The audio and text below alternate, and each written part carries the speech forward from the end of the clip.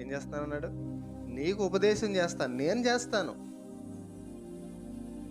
నీకు ఆలోచన, నీకు నడవవలసిన మార్గమును బోధిస్తా. నేను బోధిస్తా.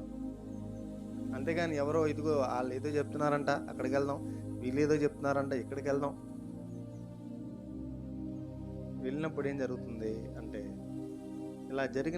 ఇలాంటి చోట్ల ఏం జరుగుతుంది చెప్పండి? 100కి 99% ఏం జరుగుతుందంటే అబద్ధ ప్రవచనాలొస్తున్నాయి. గుర్తుపెట్టుకోండి. నేను 100కి 100 అంటలేదు. 100కి 99% వస్తున్నాయి. 100కి 100 అంటే నేను అసలు బైబిలే తప్పన్నట్టు అర్థం. కాబట్టి మనకు ఆలోచన దేవుడు చెప్తాడు అని చెప్తున్నప్పుడు మనము ఎవరో చెప్పే ఒక ప్రవచనాన్ని పట్టుకొని వాళ్ళ ఆలోచన కోసం అక్కడికి, వీళ్ళ ఆలోచన కోసం ఎక్కడికి తిరగాల్సిన అవసరం ఉందంటారా? లేదు.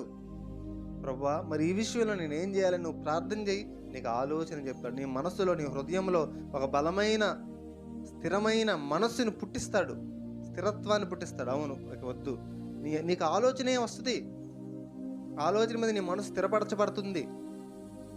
ఎప్పుడు అంటే నువ్వు ఆ విషయంలో బలంగా ప్రార్థన చేసినప్పుడు నువ్వు గుర్తించాలి, దేవుడు నీ హృదయాన్ని మలుచుతున్నాడు, దాని నుంచి తప్పిస్తున్నాడు అని. అప్పుడు ఒకవేళ దేవుని చిత్తం కాని ఒక మార్గంలో వెళ్ళాలనుకుంటే నీ హృదయంలో ఒక గరిబిలి, భయము, ఆందోళన, అసమాధానం వస్తూ ఉంటాయి. అప్పుడు అర్థం కావాలి మనకి ఏంటంటే, ఓహో, ఇది దేవుడు ఈ ఉద్దేశము దేవుని చిత్తం కాదు కావచ్చు, ఇట్లు వెళ్ళొద్దు అంటున్నాడు కావచ్చు. మనం ఇంకా ప్రార్థన చేసే కొలది ఆ విషయంలో మనకు సమాధానం వస్తుంది, పీస్ ఆఫ్ మైండ్ వస్తుంది. దేవుని వాక్యము ద్వారా దేవుడు మనకి ఒక నిర్ధారణ ఇస్తాడు.